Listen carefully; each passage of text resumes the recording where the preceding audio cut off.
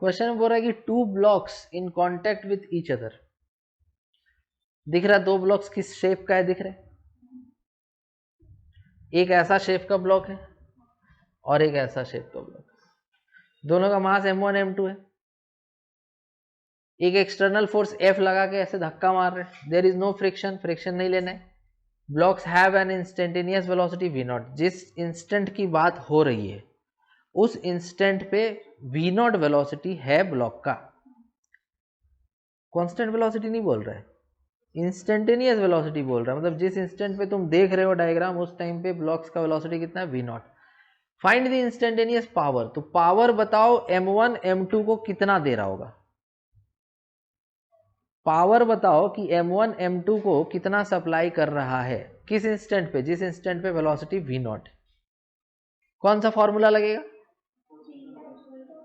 F dot v power equal to F dot v।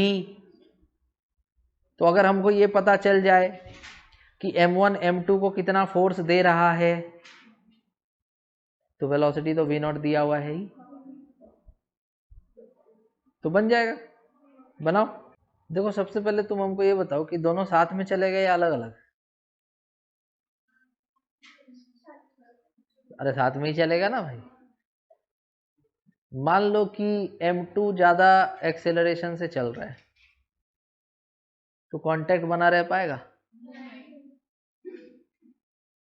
और अगर मान लो m1 ज्यादा एक्सेलरेशन से चल रहा है और वो कम से चल रहा है, मान लो ये तेज चल रहा है और ये धीरे चल रहा है,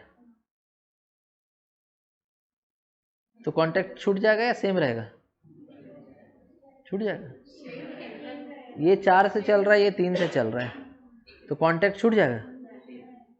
मतलब कि कोई चांस नहीं कि दोनों अलग चले, कांटेक्ट हमेशा बना रहेगा। क्योंकि अगर ये तेज चलेगा तो आगे निकल जाएगा, लेकिन ऐसा कंडीशन तो है नहीं, दोनों साथ में चल रहा है। वेलोसिटी दोनों का कितना है, v0। तो अगर तुमसे हम पूछे कि टोटल फोर्स कितना होगा तो F होगा। मान लो तुमसे पूछा जाए कि नेट फोर्स कितना है तो क्या होगा? अरे नेट फोर्स, दोनों ब्लॉक्स का net force F। Net force equal to total mass into acceleration होता है क्या?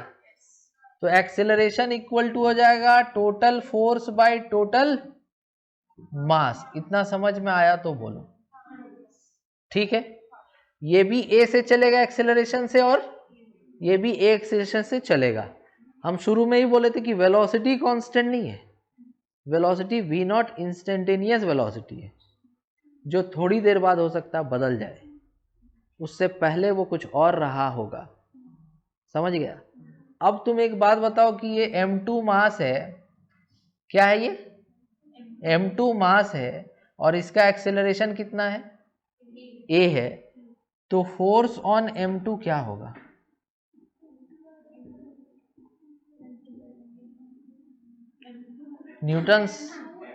Newton's second law. Force on m2 क्या होगा, m2 इंटू a। तो m2a कितना है, ये किस पे आ गया फोर्स, कहां से लगा होगा, m1 से ही लगा होगा ना, m1 को छोड़ के और कोई है यहाँ? तो हम सबसे पहले क्या किए कि दोनों का एक्सेलरेशन कॉमन निकाल लिया जिससे चल रहा होगा ये। तो हमको पता चला कि acceleration F by m1 plus m2 है, दोनों का, m1 का भी m2 का भी। अब हम m2 को एक सेपरेट बॉडी की तरह से देख रहे हैं, जितना भी नेट फोर्स होगा उस पर वो m2 इंटू a के बराबर होगा। a का वैल्यू हम यहाँ रख दिए, तो हमको टोटल फोर्स किस पे मिल गया, m2 पे मिल गया ना। तो अगर हमको टोटल फोर्स m2 पे मिला तो वो तो लगा होगा किसके द्वारा, उससे पहले वाले ऑब्जेक्ट के द्वारा ही लगा होगा ना। इनटू वेलोसिटी कर दो ना, आ जाएगा पावर। तो पावर इक्वल टू क्या हो गया, टोटल फोर्स कितना है m2 F by m1 plus m2 into velocity v0। कौन सा ऑप्शन है, कोई दिख रहा है क्या? तो डी ऑप्शन सही आ गया इसका। नहीं समझ में आ रहा है तो क्वेश्चन अगर देखने में भारी लग रहा है तो बनाने में भी भारी होगा, ऐसा मतलब यूनिवर्सल ट्रूथ है क्या? इसमें तुमको क्या ज्यादा कॉन्सेप्ट बहुत लगा दिए जो नहीं समझ में आएगा। सिंपल तरीका है बनाने का, क्लियर है पूरी तरह।